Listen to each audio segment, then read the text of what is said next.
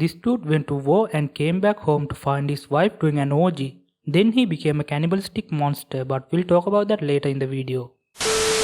So I started reading Berserk and it is absolutely fucking amazing. It's a manga that I always knew I'm gonna love but kept putting it off because I felt like it wasn't the right time. But recently I caved in and started reading it, and I've got to say the wait is worth every minute.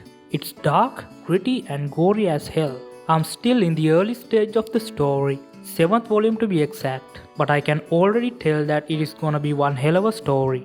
If you ask a random weeb what their favorite manga is, there's like a 70% chance that Berserk is their favorite, if not one of their favorite manga of all time. That speaks volumes how great of a manga Berserk is. It makes sense that it is the #1 manga in MyAnimeList. It tells the story of Guts, the black swordsman, not you, the real one, a warrior of legendary prowess, a man who is relentless, fearless and merciless. He is on a mission to get revenge from the unholy forces that have branded him for sacrifice. Because of this brand, he is constantly followed by the forces of darkness to doom him as their sacrifice. There are these monsters called apostles. They were once human, but due to their choices, they have become heartless, emotionless, flesh-eating monsters.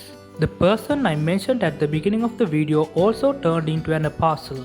Upon seeing what his wife had done, he went on a blind rage and killed everyone except his wife. He couldn't bring himself to kill the person he loved. So upon given the choice, he gave up humanity and became an emotionless monster. So Guts goes around killing these apostles.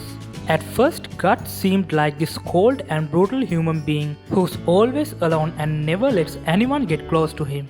But deep down, he's a broken man who's engulfed in rage, sadness and fear all mixed together. Guts as a character is really interesting. There's so much depth to him. He was born out of a corpse, and the only thing he knew since he was a child was how to be a mercenary, going to wars and killing people. It's really interesting to see him getting over his childhood trauma and searching for his place in the world. Berserk has inspired so many other manga. The best example is the dark fantasy manga Claymore by Norihiro Yagi-sensei.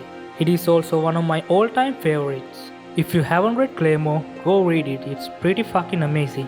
There are many similarities between Berserk and Claymore. They both have slow starts that picks up after 3 volumes.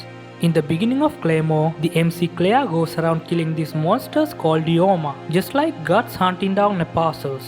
After 3 volumes starts the backstory of both characters, like how Claire became a Claymore, and in Berserk, the Golden Age arc starts where it tells the backstory of Guts.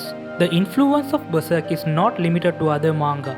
There are many other mediums that have been inspired by Berserk. The best example is the popular game Elden Ring. You can't talk about Berserk without mentioning its illustrations. Berserk is undoubtedly one of the most beautiful illustrated manga of all time. The incredible attention to detail, the unique character designs and the haunting monster designs give life to the story. Seriously, the art is incredible. When you see some of the panels, it makes you wonder how a single person was able to draw these masterpieces of art. Some of the panels belong in a museum, and the monster designs are something straight out of a nightmare. It shows how gruesome, violent and merciless the war can be through its illustrations. This manga is not for the squeamish or easily offended people. So when Twitter normies discover Berserk, they rant off bunch of bullshit on their accounts. Don't listen to them. Go read Berserk and find out for yourselves. That's it for today. See you in the next video.